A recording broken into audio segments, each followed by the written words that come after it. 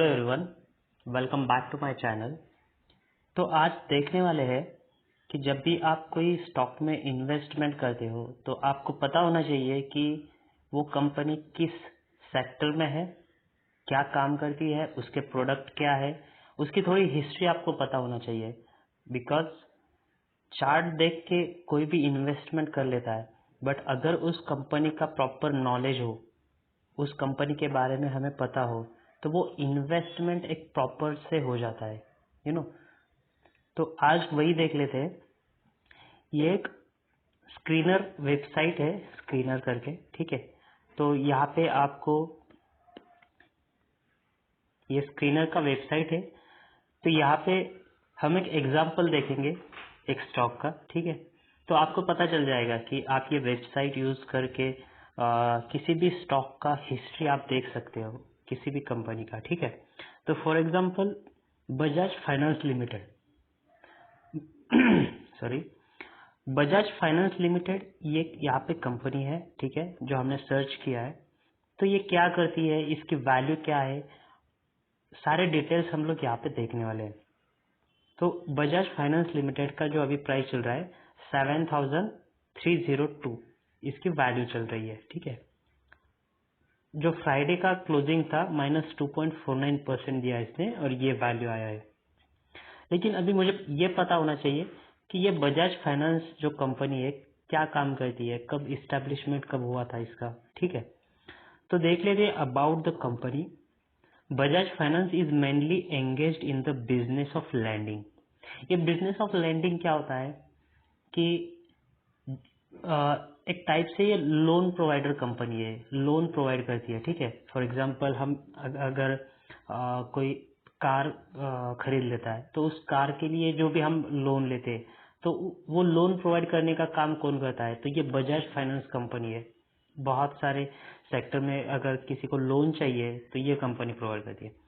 तो Bajaj finance limited has a diversified lending portfolio across retailer के लिए, ठीक है, SME and commercial customer with a significant presence in urban and rural India. मतलब urban और rural हर एक जो एरिया है वहाँ पे वो जो लोन प्रोवाइडर का काम करती है कंपनी। It also accept public and corporate deposits, ठीक है, जैसे हम एफडी वगैरह करते हैं, ठीक है। तो ये डिपॉजिट भी एक्सेप्ट कर लेता है and offers variety of financial services product to its customer, ठीक है। तो यहाँ से एक आइडिया आया होगा कि ये कंपनी किस सेक्टर में काम करती है। तो बेसिकली ये लोन प्रोवाइड करने का काम करते हैं, ठीक है। की पॉइंट्स क्या है, Bajaj finance limited started its journey in the year of 1987। मतलब इसका इस्टेब्लिशमेंट कब हुआ था, 1987 में, as a vehicle financing company. मतलब यही जो मैंने मेंशन किया था कि कार लोन जो प्रोवाइड किया जाता है तो ये इस कंपनी द्वारा किया जाता है। अगर हमें और डिटेल्स चाहिए इसके तो हम यहाँ पे ये कर सकते हैं कि रीड मोर में हमें यहाँ पे इसका पूरा डिटेल्स मिलेगा। कि जैसे अबाउट हमने देख लिया था, amongst largest NBFC in India, यही जो लोन प्रोवाइडर है उनको एनबीएफसी कहा जाता है, ठीक है। तो ये 1987 में इसका जर्नी स्टार्ट हुआ था as a vehicle financing company and now is one of the largest and most diversified NBFC in India. So during financial year of 22 its AUM increased by 29% to rupees of 1,97,452। Then यहाँ पे देख सकते हो consumer lending है, mortgages, SME lending, rural lending, ठीक है। तो यहाँ पे इसका पूरा डिटेल्स हमें मिल सकता है। तो यहाँ पे एक आइडिया होना चाहिए कि ये कंपनी क्या काम करती है, ठीक है। नेक्स्ट जो है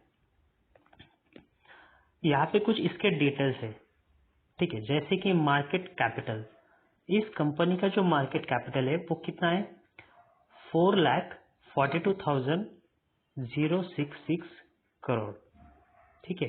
तो सीआर में इसका वैल्यू है दिया हुआ कि 4,42,066। स्टॉक का पी रेशो क्या है? अगर हम स्टॉक का पी रेशो देखेंगे तो यहाँ पे है 51.3%, सॉरी 51.3। तो ये पी क्या होता है? तो पी जो होता है, मतलब अगर आप यहाँ पे देखोगे, आई होप सबको पता ही होगा, लेकिन पी जो होता है वो होता है शेयर का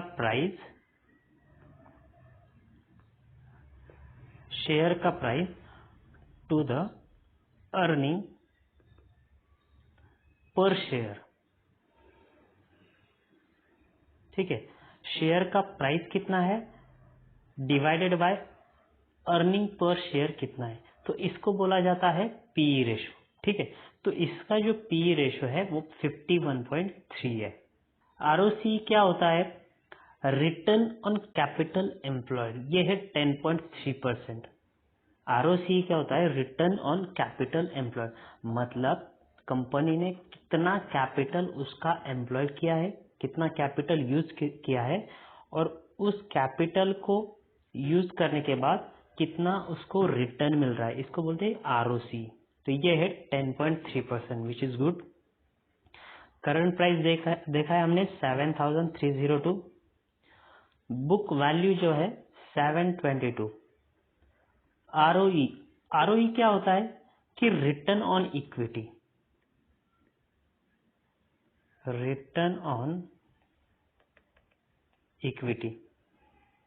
तो आपका जो शेयर है उसका रिटर्न कितना है? रिटर्न ऑन इक्विटी जो है वो 17.5% है। तो जनरली 15 to 20% के बीच में अगर वैल्यू है आरओई की, तो ये अच्छा आरओई बोला जाता है। ठीक है, यहाँ पे हाई और लो है। 52 वीक हाई जो है 8,050 और लो जो लगाया है इसने 5,220। डिविडेंड यील्ड कितना है इसका? 0.27%, और इसका जो फेस वैल्यू है वो है ₹2, मतलब जो आपको डिविडेंड मिलेगा इस फेस वैल्यू पे मिलता है। ठीक है, तो ये थे इस शेयर के डिटेल्स। अगर आपको एक सेपरेट वीडियो चाहिए कि हर एक स्टॉक पी क्या होता है, आरओसी क्या होता है, current price, book value, ROE क्या होता है, तो कमेंट बॉक्स में मेंशन कर दो, इस पे एक सेपरेट वीडियो में बना दूंगा। नेक्स्ट देखते हैं, यहाँ पे आपको चार्ट देखने के लिए मिल सकता है। तो 5 ईयर, 10 ईयर, तो अगर आप यहाँ पे चार्ट देखोगे इस शेयर का, तो 10 ईयर से अगर देखोगे, फॉर एग्जांपल 2013 से देखोगे, तो ये कंटिन्यूसली अपसाइड है, मूवमेंट कंटिन्यूसली अपसाइड है। ये बीच में जो है कोविड के कारण ये नीचे आया था, अगेन इसने अपसाइड मूवमेंट दिया है कंटिन्यूसली। तो ओवरऑल अगर हम देखें तो ये शेयर का जो ग्रोथ है वो अपसाइड ही है, अच्छे खासे रिटर्न दिए हैं इस शेयर ने। ठीक है, नेक्स्ट पॉइंट देखते हैं pros and cons. Pros and cons क्या होता है कि कंपनी के अच्छे पॉइंट्स कौन से हैं, और कॉन्स होता है कि कंपनी के लिए बुरे पॉइंट कौन से हैं, कि जो अच्छा नहीं है। ठीक है, अगर प्रॉज देखेंगे, company has delivered a good profit growth of 30.9% CAGR over last 5 year. अब ये CAGR क्या होता है? CAGR ये होता है कंपाउंड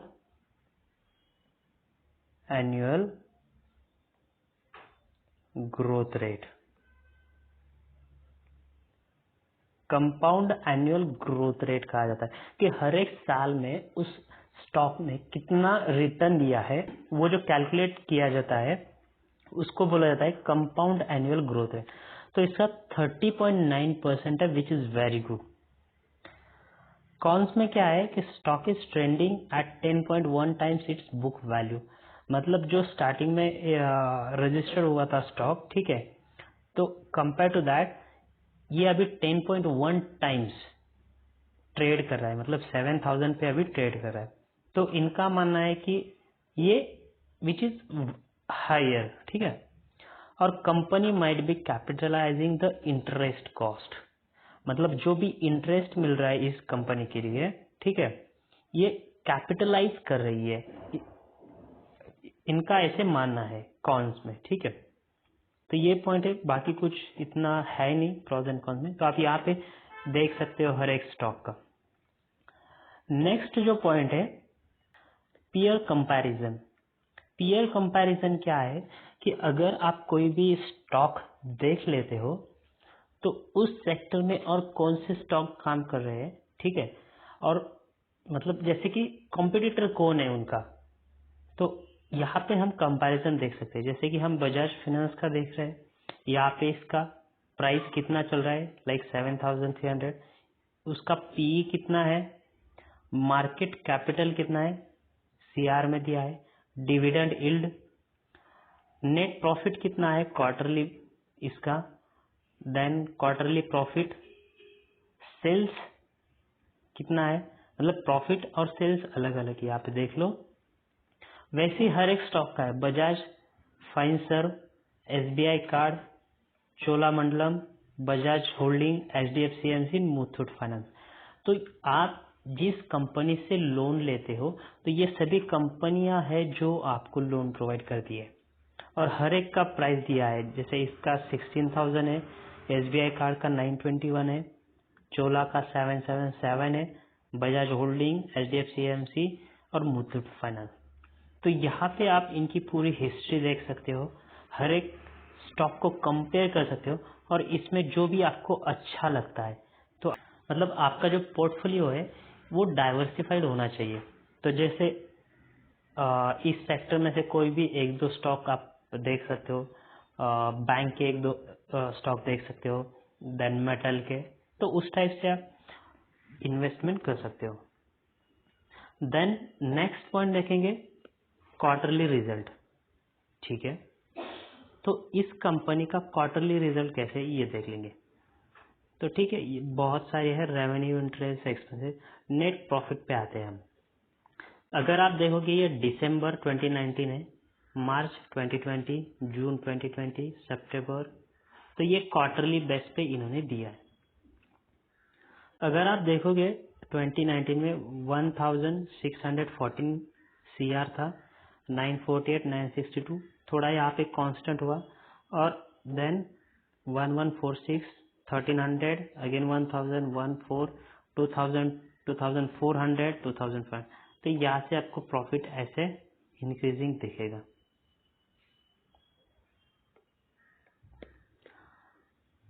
ठीक है, प्रॉफिट एंड लॉस, यहाँ पे हम देखेंगे प्रॉफिट, वो पहले जो देखा था वो था क्वार्टरली बेस पे, ये है 15, 16, 17, 18, 19, हर एक ईयर का इन्होंने दिया है। तो यहाँ पे देखेंगे कि नेट प्रॉफिट कितना है। जैसे 2015 में 898 करोड़, मार्च में 1279, 1800, 2400, ऑलमोस्ट 4000, 5000, अगेन 4000, ये डाउन हुआ था थोड़ा 2020 के बाद में, देन 7000 एंड 8000। तो अगर नेट प्रॉफिट का भी आप चार्ट देखोगे तो ये कंटिन्यूसली इंक्रीज होंगे। ये कंपाउंड सेल्स ग्रोथ है, कंपाउंड प्रॉफिट ग्रोथ है, सीएजीआर जो हमने देखा था 10 ईयर का 53%, 5 ईयर का 34%, 3 ईयर का 33 और 1 ईयर का 10%। तो सीएजीआर का वैल्यू अच्छा है इस स्टॉक के लिए। Return on equity ROE last year का 17%, 3 ईयर और 5 ईयर भी 17-18%, which is good. Balance sheet आप यहाँ पे देख सकते हो हर एक कंपनी का कि इसका टोटल असेट कितना है। 32,000 से स्टार्ट हुआ था और अभी जो है 2,12,505, सॉरी 2,12,505। तो ये इसकी असेट वैल्यू है।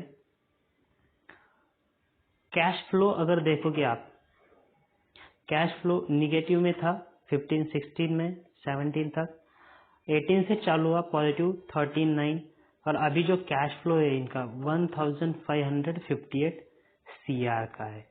लास्ट पॉइंट देखेंगे हम यहाँ पे कि share holding pattern. Share holding pattern अगर देखोगे यहाँ पे होता है promoters, then FIIs, DIIs, public and other. FIIs, DIIs क्या होता है, ये होता है कि फॉरेन से जो इन्वेस्टमेंट आता है वो, और तो हम यहाँ पे देखेंगे 2021 से देखोगे प्रोमोटर्स का 56% था, 56, 55, 50। तो प्रोमोटर्स का थोड़ा सा कम हुआ, थोड़ा सा मतलब 1% से। एफ का 23, 22, 21, 19 एफ ने भी उनका शेयर होल्डिंग कम किया है। डी का 9, 10, 11, 12 डी का इंक्रीज हुआ है, ठीक है। और पब्लिक का 10 से अभी 11 है, 11.84।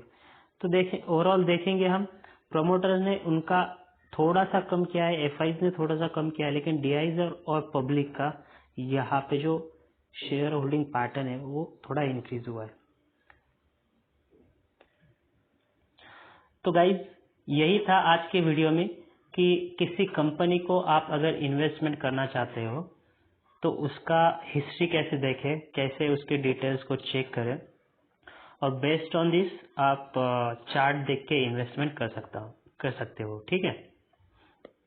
तो बेस्ट यही रहेगा, जब भी आपको पैटर्न मिल रहा है तो try to invest at bottom, ठीक है। और लॉन्ग टर्म के लिए कोई भी आप स्टॉक होल्ड कर लेते हो तो अच्छा खासा प्रॉफिट मिलता है इक्विटी में भी। तो आज के लिए बस इतना ही। वीडियो अच्छा लगा तो लाइक कर देना, सब्सक्राइब कर देना, और अगर कुछ सजेशन है तो कमेंट बॉक्स में मेंशन कर दो। So thank you so much.